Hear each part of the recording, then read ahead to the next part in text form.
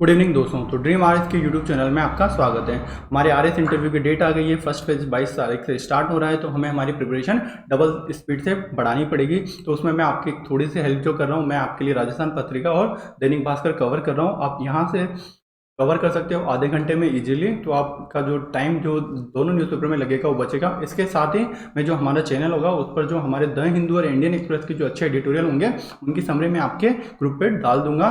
तो शुरू करते हैं कि आज हम क्या क्या डिस्कस करेंगे। तो आज का हमारा पहला आर्टिकल होगा कि जो अमेरिका के बिडेन जो स्टिमुलस पैकेज ले आए हैं तो उसका इंडिया पर क्या इम्पैक्ट होगा। उसके अलावा जो कोरोना का जो सेकंड वेव आ गई है, काफ़ी सारे केसेस बढ़ रहे हैं, ये तो क्यों बढ़ रहे हैं उसका देखेंगे। उसके अलावा वैक्सीनेशन में क्या चैलेंज आ रहे हैं, किस प्रकार आईपीआर एक बड़ी दिक्कत दे रहा है वैक्सीनेशन में। उसके अलावा मिडिल ईस्ट में अगर सऊदी अब्राहम अकॉर्ड में आ जाता है तो उससे क्या डेवलपमेंट होंगे। उसके अलावा जो क्वाड मीटिंग हुई उसमें क्या निकल के उसमें उसके क्या इम्पैक्ट होंगे। उसके अलावा जो बाड़मेर में ऑयल फील्ड में प्रोडक्शन घट रहा है वो क्या है। उसके अलावा जो छोटी बड़ी चीज़ें जो करंट में चलती रहती हैं हम उन्हें देख लेंगे। तो शुरू करते हैं।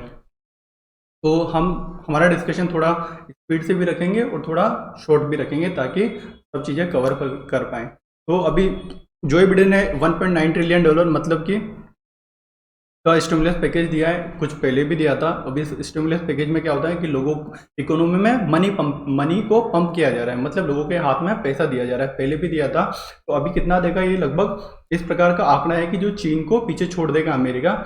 43 लाख करोड़ का सहायता पैकेज दिया है।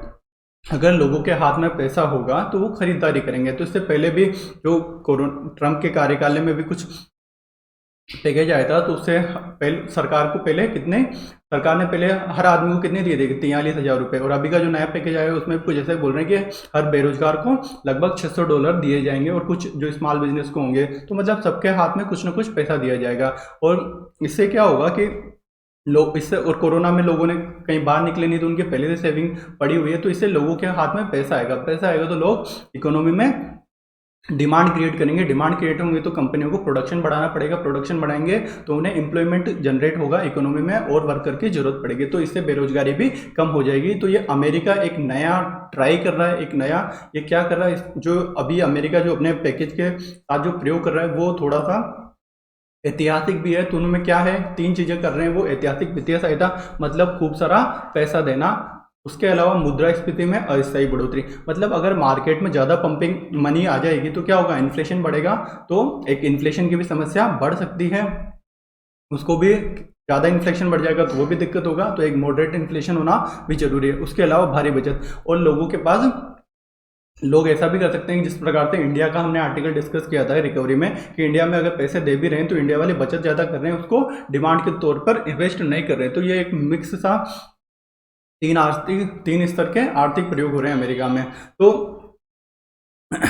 वही राइटर यही बोलते हैं कि ये तो कोई नहीं जानता कि जो लोगों को पैसा दिया रहा है वो बचत सेविंग करेंगे या खर्च करेंगे, लेकिन सेकेंड विश्व युद्ध के बाद ऐसा प्रयोग अभी तक कहीं नहीं हुआ।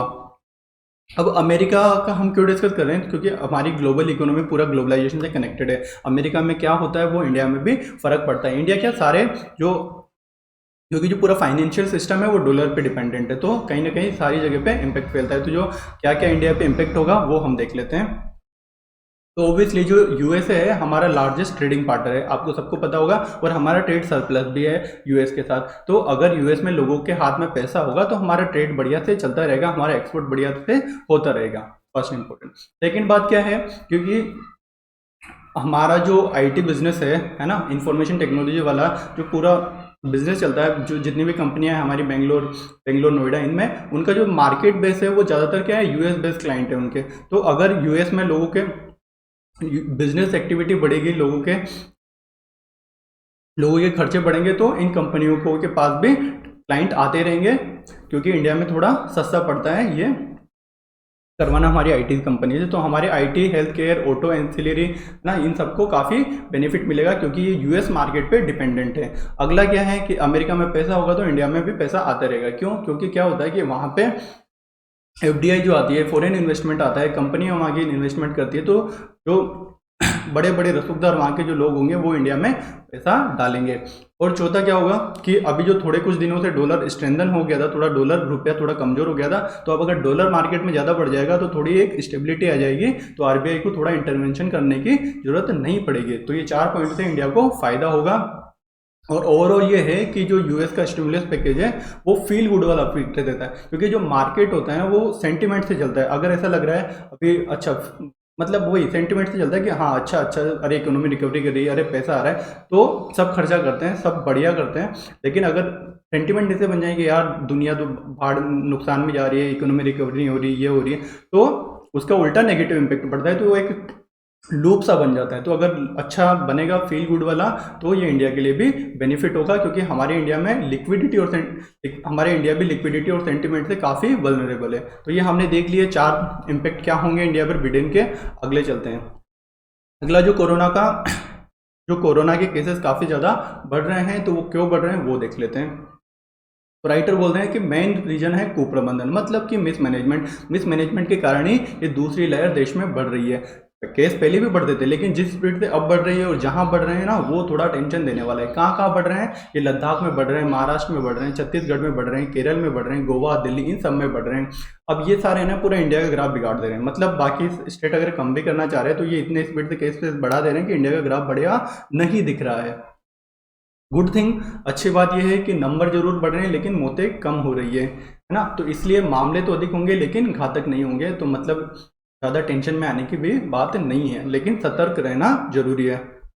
अब राइटर सारे स्टेट जो भी दो तीन स्टेट को टारगेट करते हैं कि वहाँ पे क्यों क्या कैसे बढ़ रहे हैं, तो राइटर पहले देते हैं महाराष्ट्र को कि महाराष्ट्र में बढ़े क्यों। तो अभी राइटर बोलते हैं कि आप वहाँ की टेस्ट पॉजिटिविटी रेट देखिए। मतलब अगर 10% से नीचे, मतलब 15% 20% रेट आ रही है, मतलब 100 लोग अगर टेस्ट कराने आ गए तो 15-20 लोग तो कोरोना पॉजिटिव निकल गए। इसका मतलब क्या हो गया?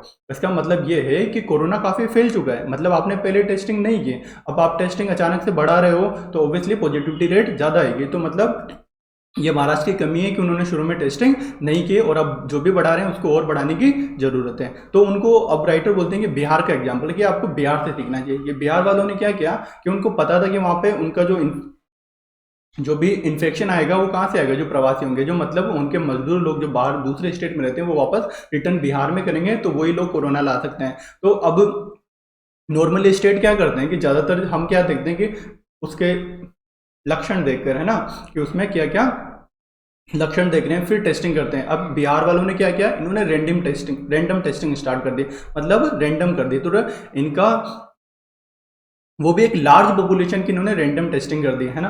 भले से किसी में लक्षण हो या नहीं हो, तो जल्दी टेस्टिंग होगी तो मतलब जल्दी कंट्रोल होगा। मतलब कि इन्होंने कोरोना के लिए ये लोग काफ़ी सतर्क रहे। इन्होंने पहले से भाप लिया था कि संक्रमण प्रवासियों से आएगा, तो रैंडम टेस्टिंग अच्छी कर दी। तो इससे तुरंत इनको पता चल गया कि कौन कौन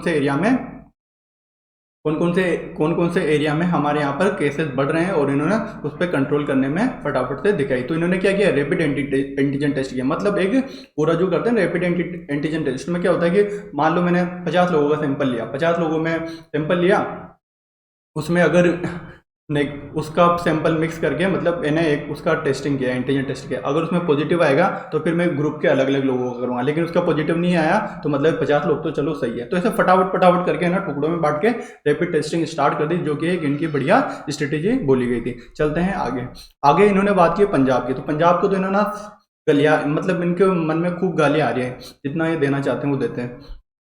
कि नॉर्मली क्या होता है कि समय के साथ क्या होनी चाहिए कि जो हमारी मृत्यु दर होती है वो कम होनी चाहिए, लेकिन यहाँ उल्टा हो रहा है कि यहाँ पर मृत्यु दर बढ़ रही है। अब ये चलो समय के साथ तो आपको सुधरना चाहिए, डेथ रेट में तो कमी आनी चाहिए ना, तो पर लेकिन डेथ रेट में कमी नहीं आ रही है। तो ये राइटर बोलते हैं कि ये मिसमैनेजमेंट की वजह से है ना, क्योंकि वहाँ पर शुरू से ही टेस्टिंग में देरी हुई। वहाँ टेस्टिंग शुरू में ही बड़ी स्लो स्टार्ट हुई, बहुत कम हुई, है ना, मतलब करना ही नहीं चाह रहे थे, क्या पता उनके क्या चल रहा था दिमाग में। तो अब उस दूसरे केसेस में हम बात करें, मतलब इंडिया में अगर मृत्यु दर 1.4% है, तो वहाँ पे 3% है, मतलब 100 में से 3 आदमी मर रहे हैं कोरोना से, जो भी मतलब पॉजिटिव निकल के आ रहा है। तो अब राइटर बढ़िया बात बोलते हैं कि हमारे राजस्थान हो गया, तेलंगाना हो गया, केरल हो गया, ये मतलब शुरू से ही इनमें हमारे केसेस ज़्यादा थे।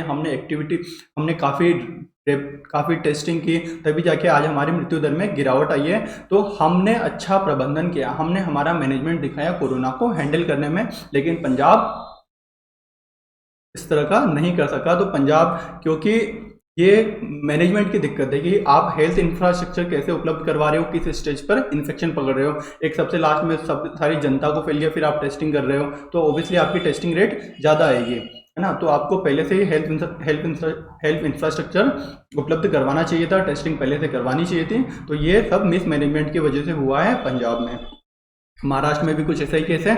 और अब राइटर बोलती हैं कि लोग सोचते हैं कि कितने लोगों को टीका लगे है ना, तब जाके कोरोना कंट्रोल में हो, है ना। तो राइटर बोलते हैं कि भाई देखो, बाकी कंट्रीज ने वैक्सीनेशन कब स्टार्ट किया, जब उनके केस बढ़ रहे थे, तो उनके ज़्यादा लोगों को वैक्सीनेशन की जरूरत है।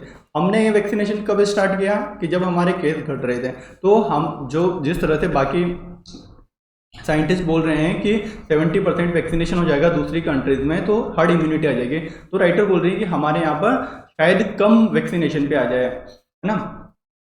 हर्ड इम्यूनिटी की जो बात कर रहे हैं हम, कि एक जो बैरियर सा बन जाएगा जिन लोगों में इस तरह का वैक्सीनेशन लग जाएगा, ताकि वो आगे ट्रांसमिट नहीं कर पाए।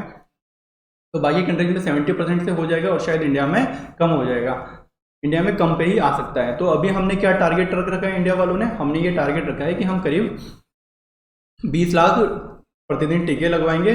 और अभी हमने टारगेट किया है, हमारे जो 30 करोड़ भारतीय जो सबसे ज़्यादा असुरक्षित हैं उनको टारगेट करेंगे।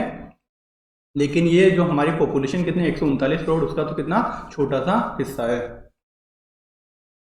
तो राइटर वही बोल दी कि बाकी देश जिस स्तर पर हर्ड इम्यूनिटी पाना चाह रहे हैं, हमारे यहाँ हो सकता है उससे कम में आ जाए। तो अब ऐसा क्यों भाई, ये तो साइंटिस्ट ही बताएंगे क्यों हो सकता है कि हमारे लोगों की इम्यूनिटी अच्छी हो, है ना। कई सारी बातें हो सकती हैं, इसीलिए हमारे यहाँ पे मृत्यु दर कम है। फिर ये बात साइंटिस्ट बताएंगे, ऐसे राइटर बोलते हैं, ऑब्वियसली साइंटिस्ट ही बताएंगे। जहाँ तक सवाल है कि कितने लोगों का वैक्सीनेशन जरूरी है, तो फिलहाल तो ज़्यादातर जो असुरक्षित आबादी है हमें उनका टीकाकरण करना चाहिए। सही बात, नए स्ट्रेन नए वेरिएंट की तो आता है, जैसे ब्रिटेन में आया तो लोगों में बड़ी टेंशन हो जाती है। हम थोड़े बेफिक्र हैं, मतलब आ भी जाए तो हमारे ऊपर कोई ज़्यादा असर देखा नहीं गया। तो ये हमारे लिए एक अलग सा एक्सपीरियंस है। अब कुछ भी बोलो, इसे चमत्कार बोलो, कुछ बोलो, ऐसे राइटर बोल रही हैं। तो मतलब कि सीखा क्या आपने इस आर्टिकल में, हमने इस आर्टिकल में सीखा कि हर्ड इम्यूनिटी की जो बात है वो हमें कम वैक्सीनेशन पे ही आ सकती है। दूसरा कि जो मिसमैनेजमेंट हो रहा है पंजाब महाराष्ट्र में, वो उन्होंने लेट टेस्टिंग स्टार्ट की और इसलिए वहाँ पे डेथ रेट भी ज़्यादा है। और राजस्थान का आप एग्जांपल दे सकते हो कि हमने अच्छा काम किया है। अब वैक्सीनेशन में क्या चैलेंज आ रही है, हमने पहले भी देखा था कि लोग हमें नॉर्मली क्या है, कोरोना के 2 डोज मतलब वैक्सीनेशन के 2 डोज लगने चाहिए, लेकिन हो क्या रहा है, लोग 1 डोज लगाने के बाद दूसरी लगवाने नहीं आ रहे हैं। और हमने आर्टिकल पहले भी डिस्कस किया था कि जब तक आप 2 डोज नहीं लगाओगे तो कुछ काम का नहीं, क्योंकि जो पहली डोज होती है ऑब्वियसली वो थोड़ी हल्की लगती है, सेकंड डोज थोड़ी शायद भारी होती है। शुरू में तो शरीर पे एक टेस्टिंग टाइप से ही होता है। और उसके अलावा अभी करंट में क्या हुआ कि महाराष्ट्र के 2 और शहर में लॉकडाउन लग गया है ना। और अभी हम क्या कर सकते हैं कि अभी चैलेंज में ये आ रहा है कि अभी संडे को काफ़ी कम टीके लग रहे हैं, तो हम संडे को टीके बढ़ा सकते हैं। अब उल्टा संडे को तो छुट्टी रहती है, लोगों को तो ज़्यादा जाना चाहिए, लेकिन क्या पता क्यों घट रहा है ना। और क्या है कि और गवर्नमेंट का लक्ष्य क्या है कि हम जुलाई तक 30 करोड़, मतलब जो अभी हमने शमीगर रवि का जो आर्टिकल देखा था उसमें भी यही बात थी कि मैं 30 करोड़ टीके लगाने हैं, लेकिन ये कब तक लगाने हैं, जुलाई तक। तो मतलब अभी का अगर हम एवरेज निकालें कि अभी डेली कितने टीके लग रहे हैं, तो अभी लग रहे हैं लगभग 4.25 लाख डेली। अगर हमें जुलाई तक 30 करोड़ लगाने हैं तो मतलब हमें डेली 19.5 लाख टीके लगवाने पड़ेंगे, जो कि एक टफ टास्क है ना। अगर ऐसा नहीं करेंगे तो हम 31 जुलाई तक, अगर अभी की स्पीड जो 4.5 लाख जो एवरेज चल रहा है हमारा टीका लगवाने का, उस हिसाब से तो हम 8 करोड़ आबादी को ही लगवा पाएंगे। तो फिर 30 करोड़ को तो कितने, हमें क्या पूरा साल 2021 में निकाल देंगे। इसके अलावा एक आर्टिकल आया, उसमें यही है जो अभी टीके के प्रति आम जनता का भ्रम द्वंद्व है उसको दूर करने की जरूरत है। मतलब कि ऑब्वियसली वैक्सीनेशन आ गया तो लोगों में थोड़ा उत्साह भी है, थोड़ा डर कम भी हुआ है, लेकिन अभी भी लोगों में थोड़ी सी कन्फ्यूजन है। कन्फ्यूजन इसलिए है कि कुछ वर्गों में यही कन्फ्यूजन है कि कोवैक्सीन लगाएं कि कोविशील्ड लगाएं। तो इसको भाई बताओ लोगों को कि दोनों बराबर हैं, ऐसा कोई टेंशन नहीं है, कोई सा भी लगवाओ तो सही। तो ICMR है हमारा, उसको स्पष्ट संदेश देने की जरूरत है। मतलब कि इन्फॉर्मेशन पब्लिक में अच्छे से होनी चाहिए, नहीं तो मिस इन्फॉर्मेशन और उल्टा कन्फ्यूजन क्रिएट करती है। कई लोगों में ये डर है। अब कई डॉक्टर क्या कर रहे हैं ना, वो कुछ पढ़ते नहीं है, रिसर्च पेपर कोरोना टीके वैक्सीनेशन के अपने हिसाब से एडवाइस दे देते हैं। तो ये तो भाई बड़ी दिक्कत वाली बात है, तो उल्टा आम जनता में शक पैदा हो जा रहा है। और क्या है, तो जो हमारी हेल्थ मिनिस्ट्री है उसको बताना चाहिए कि किन स्थितियों में बुजुर्ग टीका लगवाएं या न लगवाएं। कई सारे जो जो हम बात करें कि 45 उम्र 60 से ऊपर वाले बुजुर्ग और कोमोर्बिडिटी वाले, तो फिर भी लोगों में टेंशन है, अभी स्पष्ट क्लियर नहीं है। तो हमें स्पष्ट क्लियर होना चाहिए जो बुजुर्गों के, उनका जो कन्फ्यूजन है कि भाई मेरे को ये बीमारी है, मैं लगवाऊँ नहीं लगवाऊँ, मुझे डायबिटीज है, मैं लगवाऊँ या नहीं लगवाऊँ, है ना। तो ये सब चीज़ें क्लियर होनी चाहिए, मतलब इन्फॉर्मेशन अच्छे से आप पहुँचाओ।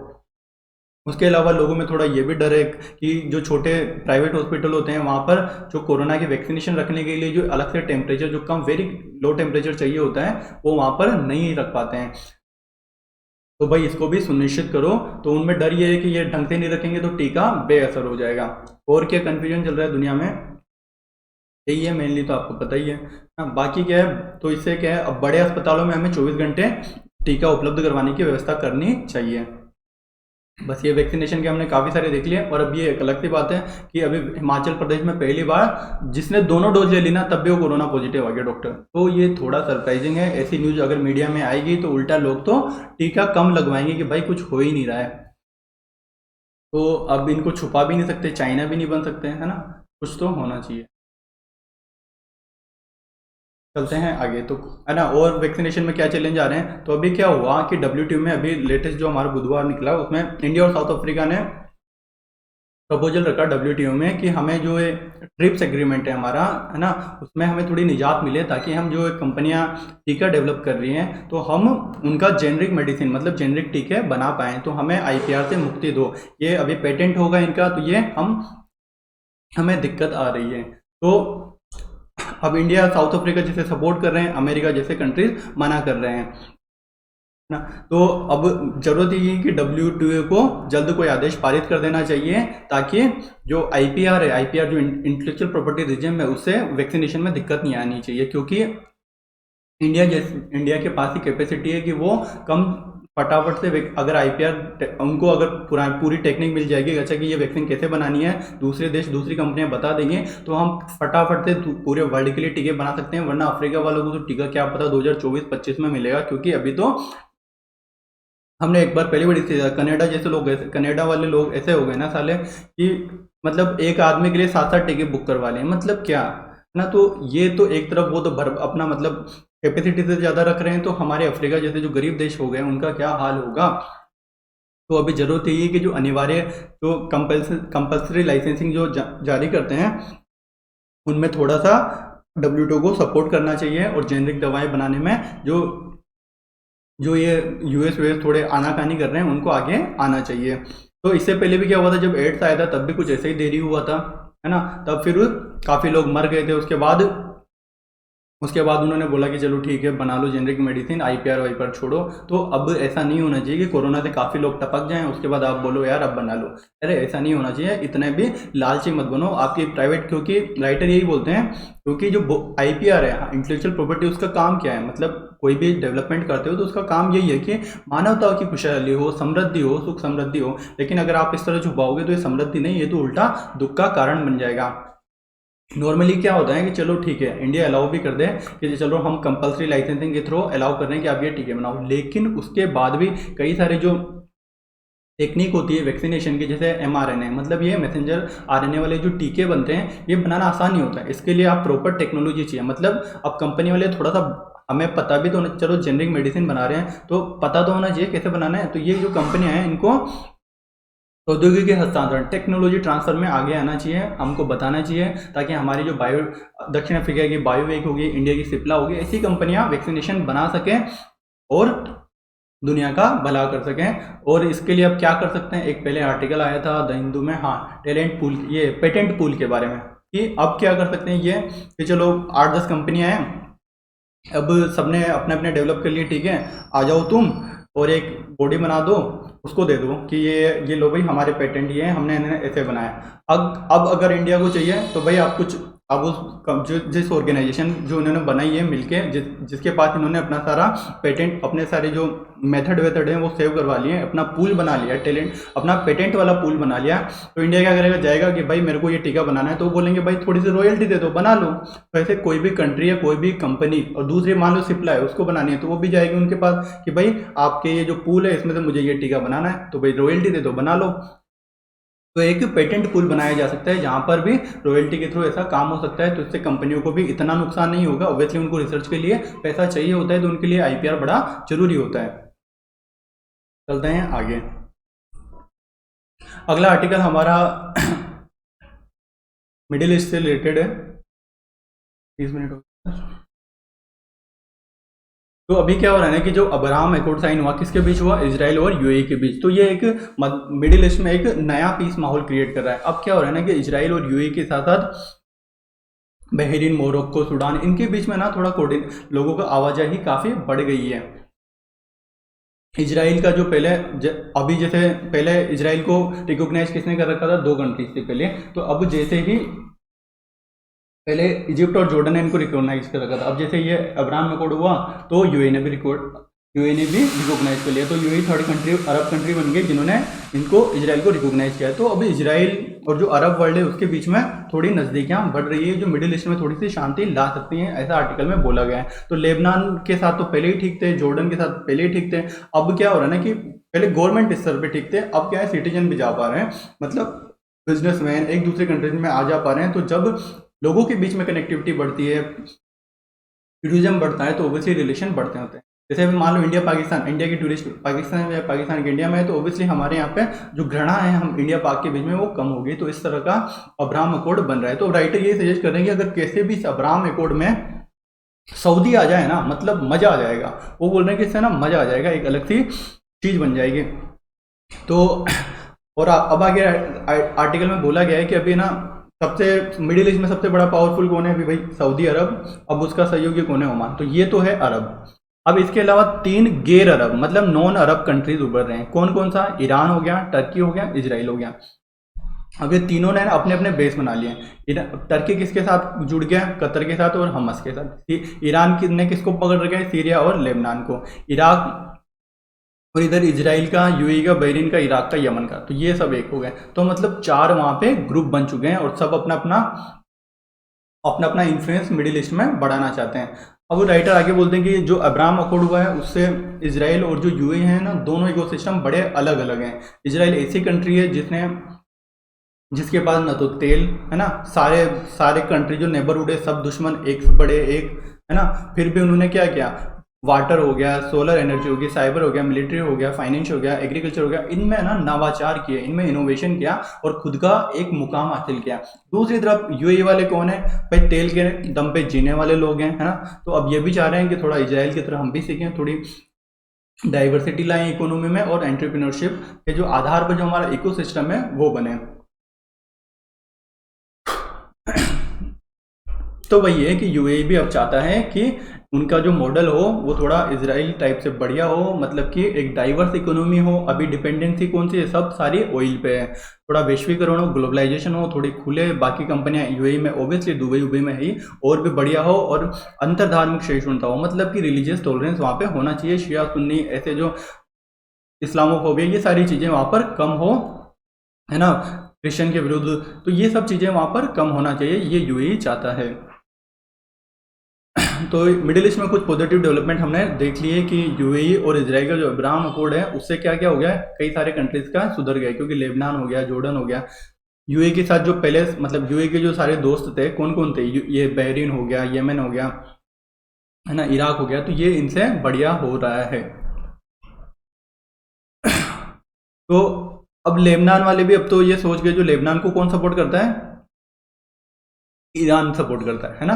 लेबनान, ये सीरिया, ईरान का इनका अपना ग्रुप है। तो लेबनान को अब लेबनान वाले भी सोचने लगे, जब इनका ग्रुप बन गया ना, तो ये सोच रहे कि यार हम ये ईरान और हिजबुल्ला के चक्कर में क्यों पड़े हैं। ईरान ऑब्वियसली हिजबुल्ला को सपोर्ट करता है, उसी के दम पर नई एक्टिविटी कंडक्ट करवा रहा है। तो हमें ईरान और हिजबुल्ला के साथ क्यों चिपके हुए हैं भाई, ये तो नरक में जा रहे हैं, ये तो जाएंगे, अपन को भी ले डूबेंगे। तो भाई इनको छोड़ो, और जो पॉजिटिव डेवलपमेंट हो रहे हैं हमारे मिडिल ईस्ट में, जो बाकी नए नए अकॉर्ड साइन हो रहे हैं, थोड़ा उनकी तरफ रुख करो।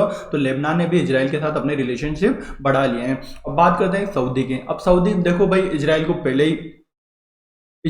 ही अपना एयर स्पेस यूज करने दे रहा है, कि मतलब जैसे अभी पाकिस्तान अपने इंडिया को नहीं करता ना, मोदी जी का प्लेन थोड़ा घूम के जाता है, तो सऊदी तो इतने भी बुरे नहीं है, इजराइल को भी एयर स्पेस भी यूज करने को दे रहा है।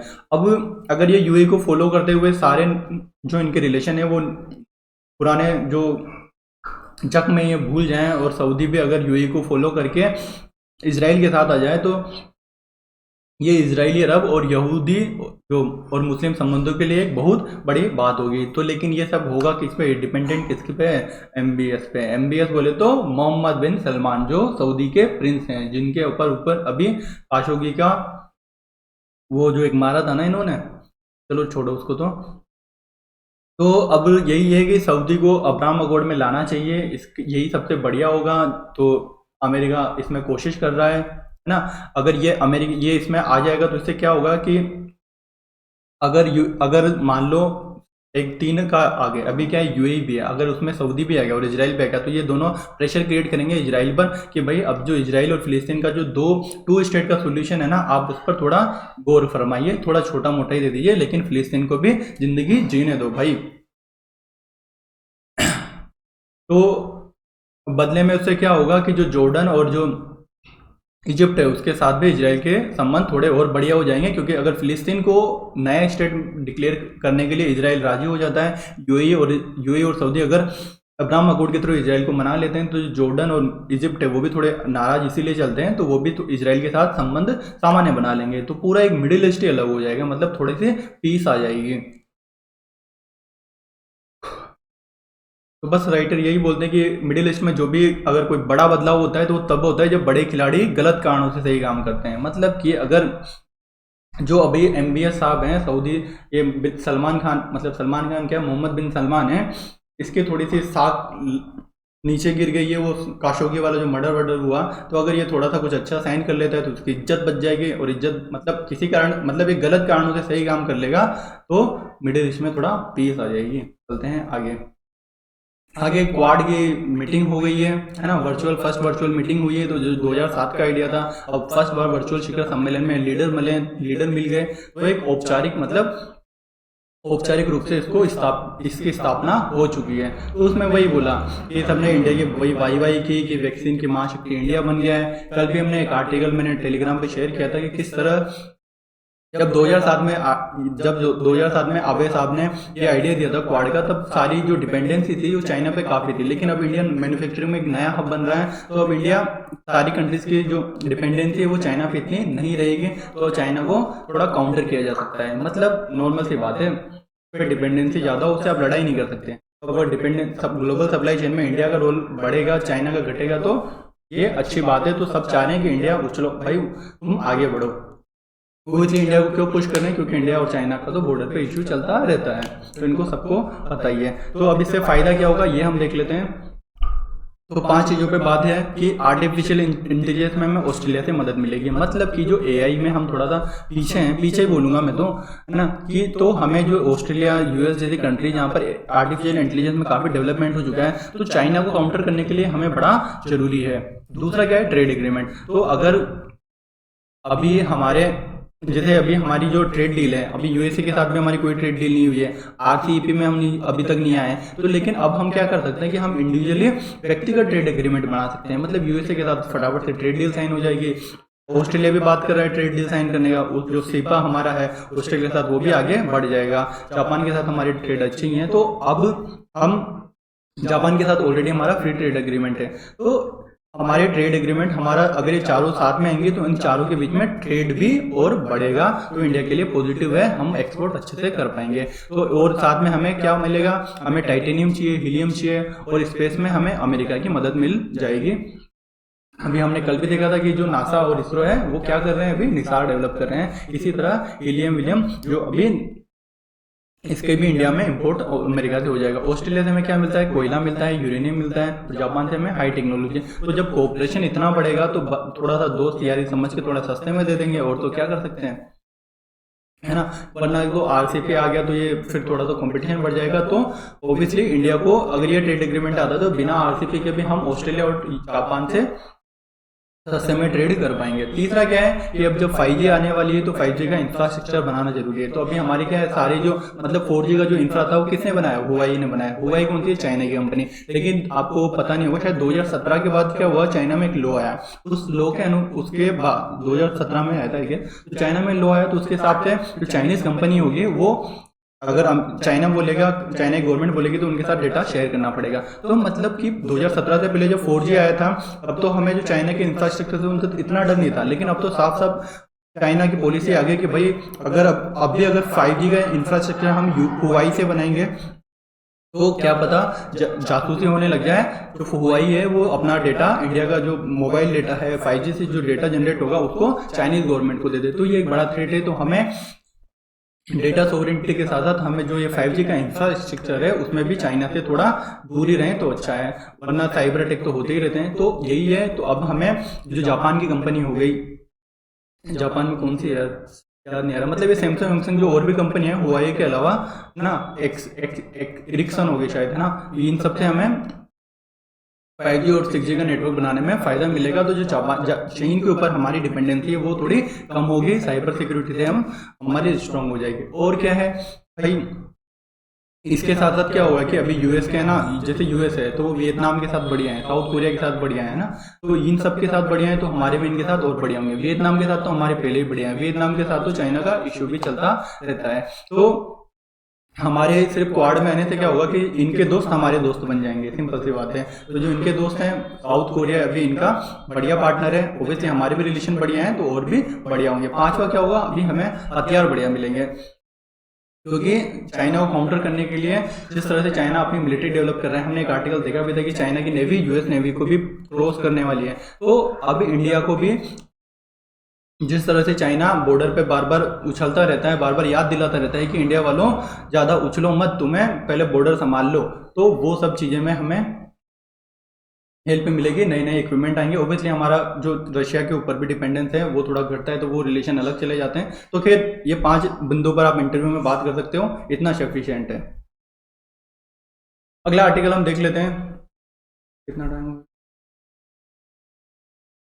तो अभी इलेक्शन, सुप्रीम कोर्ट ने बोल दिया कि गोवा में क्या किया था, जो उनका लॉ सेक्रेटरी था उसी को उन्होंने इलेक्शन कमिश्नर बना दिया। सुप्रीम कोर्ट ने बोला भाई ऐसा नहीं कर सकते, कोई भी गवर्नमेंट, चलो मान लो कॉन्स्टिट्यूशन में नहीं लिखा है कि ये जो निर्वाचन आयोग है उसके सदस्यों की योग्यता क्या होनी चाहिए, लेकिन इसका मतलब ये नहीं कि आप जो गवर्नमेंट एम्प्लॉय है उसको ही आप इलेक्शन कमिश्नर बना दोगे, क्योंकि ये गलत हो जाता है, ये निष्पक्षता के विरुद्ध हो जाता है। एक सरकारी आदमी को आप नहीं बना सकते। तो उन्होंने अपना वही आर्टिकल 142 144 मतलब ये पूर्ण न्याय का इस्तेमाल किया। और क्या है, डॉक्टर बहादुर को मिला बाल साहित्य पुरस्कार, ये आप देख लेना। इसके अलावा जो इंजीनियरिंग वाले हैं वो एक ध्यान दे लेना कि अब इंजीनियरिंग में आपके इंटरव्यू में पूछा जा सकता है कि इंजीनियरिंग में अब बायोलॉजी और कॉमर्स वाले भी कर सकेंगे। तो जो AICTE है उन्होंने अपने रूल चेंज कर दिए हैं कि अब ये 14 वैकल्पिक विषय हैं, इनमें से आप कोई सा भी जोड़िए। अगर मैं कॉमर्स हूँ तब भी मेरे अगर मान लो कॉमर्स है, एग्रीकल्चर है और फिजिक्स है, तब भी मैं इंजीनियरिंग कर सकता हूँ। अब समझ में आएगा कि अच्छा मुझे मैथ नहीं आती और केमिस्ट्री नहीं आती तो मैं क्या करूँ, तो भाई एक ब्रिज कोर्स होगा 5-6 महीने का, जिसमें जो भी इंजीनियरिंग के जो बेसिक चीज़ें चाहिए होती है ना पढ़ने के लिए, फिजिक्स केमिस्ट्री मैथ की, वो आपको इस ब्रिज कोर्स से सिखा देंगे ताकि आप आराम से इंजीनियरिंग करो। कोई बात नहीं, आपका बैकग्राउंड भले से कॉमर्स हो या बायोलॉजी हो। और नई शिक्षा नीति में भी इस तरह की बात की गई है कि एक बहुमुखी प्रतिभा के साथ इंजीनियरिंग में आ सके। मतलब अभी जो हमारा ढांचा इस तरह का हो गया ना कि मान लो कि मतलब कॉमर्स वाला इंजीनियरिंग नहीं पढ़ता था, तो ये होना चाहिए बायोलॉजी, मतलब इंटरेस्ट की बात है। मान लो अभी आगे भी इससे और बढ़िया बढ़िया डेवलपमेंट होंगे कि अभी इंजीनियरिंग वाले जैसे IITS कॉलेज में तो क्या होता है कि अभी आर्ट्स वाले सब्जेक्ट चलते हैं, जैसे हम ह्यूमैनिटीज भी पढ़ सकते हैं। जैसे मैंने रूरल डेवलपमेंट पढ़ा, प्रोडक्ट मैनेजमेंट पढ़ा, तो ये सब में हम पढ़ पाते थे, लेकिन नॉर्मल कॉलेज में ऐसा नहीं हो पाता है। तो मतलब सब डाइवर्स होना चाहिए। मान लो मैं इंजीनियरिंग कर रहा हूँ तो कोई जरूरी नहीं कि मेरा इंटरेस्ट सिर्फ इंजीनियरिंग में हो। अगर मुझे कोई और चीज़ अच्छी लगती है, मुझे गिटार सीखना अच्छा लगता है, मुझे हिस्ट्री पढ़ना अच्छा लगता है, तो सब कुछ सीखने की आज़ादी होनी चाहिए। उसके लिए इस तरह की बाध्यता नहीं होनी चाहिए कि पहले जाओ पहले 12वीं में तीनों सब्जेक्ट लो तभी आपको इंजीनियरिंग करनी पड़ेगी। नहीं, अभी आप बायोलॉजी कॉमर्स से भी कर सकते हो। तो ये हो गया, चलते हैं आगे। अगला आर्टिकल, पतली हुई बाड़मेर में तेल की धार, मतलब कि सिंपल सा है कि जो बाड़मेर में जो ऑयल रिफाइनरी, ये क्रूड ऑयल का जो प्रोडक्शन होता है वो घट गया है। अब घटेगा तो ऑब्वियसली राजस्थान गवर्नमेंट की रॉयल्टी भी घटेगी। अब ये घटा क्यों, तो ऑब्वियसली थोड़ा तो ये जानबूझ के घटा रही है क्योंकि अभी ग्लोबल प्राइस कम चल रहे हैं। साथ में सबसे बड़ा रीजन ये है कि आपको थोड़ा सा मैं बता देता हूँ, फैक्ट वाली चीज़ें हैं, क्योंकि जब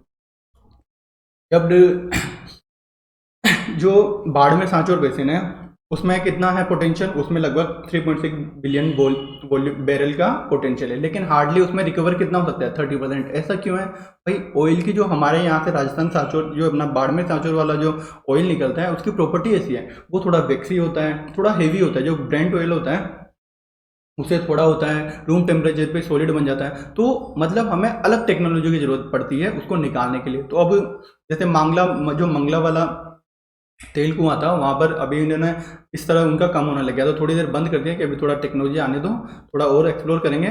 तो अब ये क्या करें, नई नई टेक्नोलॉजी ला रहे हैं कैन वेन वाले।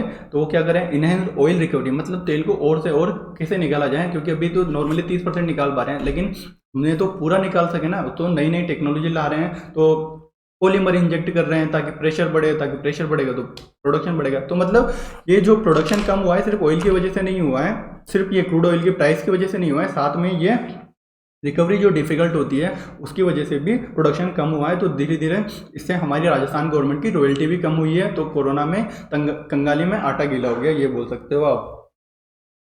और अब पॉजिटिव की अब क्या कर सकते हैं हम, पॉजिटिव में अगर बात करें तो जो अभी हमारी न्यू हेल्प पॉलिसी है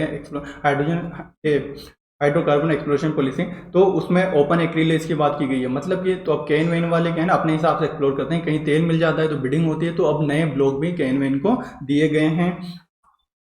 और क्या कर सकते हैं, ये जो कैन वेन है ये सब हमेशा ये बोलती है कि एक सिंगल विंडो क्लियरेंस होना चाहिए। जो नए ब्लॉक मिले हैं तो लैंड एक्विजिशन आप फटाफट से करवाइए ताकि हम ऑयल प्रोडक्शन स्टार्ट कर सकें।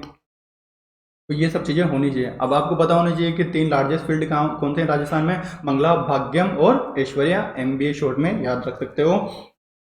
और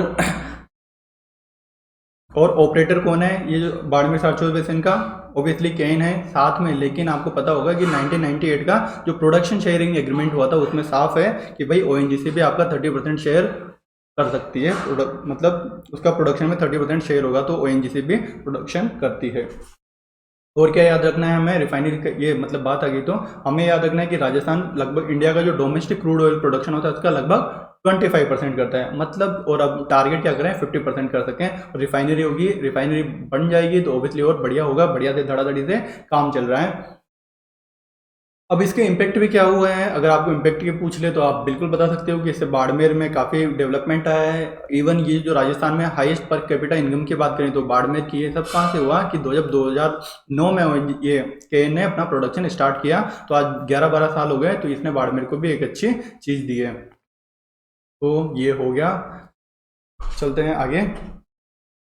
आपको पता नहीं, अभी पहले क्या ना जीरा का प्रोडक्शन कम हो रहा था, तो अब वापस से जीरा का प्रोडक्शन बढ़ गया है, नए सीड बीड आ गए हैं, गुजरात जीरा। तो बस इतना पता होना चाहिए, इससे हमारा जो जीरा का जो राजस्थान में खपत होती है वो 60% तो हमारे लोकल जो इंडिया का मार्केट है उसी में चला जाता है, 40% एक्सपोर्ट होता है। एक्सपोर्ट कहाँ होता है तो आपको पता होना चाहिए, जो राजस्थान में 10 एग्री एक्सपोर्ट जोन है, 5 इसके लिए जीरे के लिए, 5 इसके लिए धनिया के लिए। धनिया वाले कहाँ पे, हाड़ौती में। जीरा वाले कहाँ पे, बाड़मेर, जालोर, जोधपुर, नागौर, पाली। तो विदेशों में राजधानी जीरा की मांग बढ़ रही है। आगे चलते हैं, तो ये बैंक वाले हड़ताल कर रहे हैं, आप सबको पता है क्यों कर रहे हैं, प्राइवेटाइजेशन के अगेंस्ट कर रहे हैं। तो सब छोड़ो, अभी निजीकरण की जैसे बात करी तो गवर्नमेंट के जो PSUs हैं उनके शेयर के प्राइस बढ़ गई। और आगे चलो, हाँ ये थोड़ा बढ़िया है कि इंडिया, जैसे हम राजस्थान में हम बात करते हैं नई नई सिटीज़ में जो हैफेजदार डेवलपमेंट होता है, मतलब ये प्राइवेट कॉलोनी जो खेत खरीद लेंगे फिर अपने हिसाब से काट देंगे, तो ये थोड़ा सा डेवलपमेंट थोड़ा हैफेजार्ड हो जाता है, मतलब एक स्ट्रक्चर डेवलपमेंट नहीं होता। तो ये जो निजी कॉलोनाइजर्स होते हैं इनको लगाम लगाने के लिए अब क्या होगा, असिस्टेंट टाउन प्लानर्स की नियुक्ति की जाएगी, मतलब ATP की नियुक्ति की जाएगी। तो जो हमारी अर्बन लोकल बॉडीज है अगर उनमें ATP होंगे तो वो प्लान कर पाएंगे कि किस तरह डेवलपमेंट होना चाहिए, तो इनके ऊपर थोड़ी लगाम लगेगी। उसके अलावा सरकार क्या कर रही है, जो गवर्नमेंट जो पट्टा होता है उसके ऊपर जो शर्तें होती है उसे कम करने की कोशिश कर रही है, ताकि जो हमारा कंस्ट्रक्शन उद्योग है, हमारा भवन निर्माण उद्योग है, उसमें थोड़ी सी तेजी आएगी तो इकोनॉमी में तेजी आएगी, क्योंकि जो कंस्ट्रक्शन है उससे कई सारे सेक्टर जुड़े हैं, सीमेंट, रेत, है ना, स्टील, फिर मकान बनेगा तो गेट लगेंगे तो सरिया भी आएगा, मतलब सारी चीज़ें काफ़ी कंस्ट्रक्शन से रिलेटेड है। और उसके अलावा और क्या कर रहे हैं कि अभी इन्होंने ये भी बोल दिया कि 500 जो वर्ग मीटर होगा उसके क्षेत्रफल पे आपको जो होता है ना कि पहले नक्शा लेके आओ, फिर नगर पालिका में जमा कराओ, फिर वो परमिशन देंगे। परमिशन क्या हो तो 2000 3,000 रुपये आपने मांगे, मतलब करप्शन होता है। तो हटा ही दिया कि 500 से 250 से 500 तक आपका है, तो कोई नक्शे की जरूरत नहीं, अपने हिसाब से मकान बना लो, खुश रहो, फटाफट मकान बनाओ ताकि इकोनॉमी रिवाइव हो। तो इस तरह के डेवलपमेंट की बात की जा रही है। और आगे क्या है, बंगाल इलेक्शन आ रहे हैं, तो बंगाल में 2 प्रॉब्लम याद होनी चाहिए कि वहाँ पे पानी की सुंदरबन है, वहाँ पे पानी की बड़ी दिक्कत है, और किसान चलो छोड़ो यार ये सब है। और ये एसेट मोनेटाइजेशन जो गवर्नमेंट ने टारगेट रखा है, तो उसमें से 1.3 लाख करोड़ का टारगेट रेलवे और टेलीकॉम से, तो नीति आयोग इस पर काम कर दिया है। मतलब जो रेलवे और टेलीकॉम के जो कई सारे एसेट है जो काम नहीं आ रहे हैं, इन्होंने बड़ी बड़ी जमीनें एक्वायर कर रखी हैं, कुछ काम नहीं आ रही, तो भाई इनको बेचो और पैसा लाओ, थोड़ा सा चाहिए भाई कोरोना के टाइम। तो आज के आर्टिकल में इतना ही, धन्यवाद।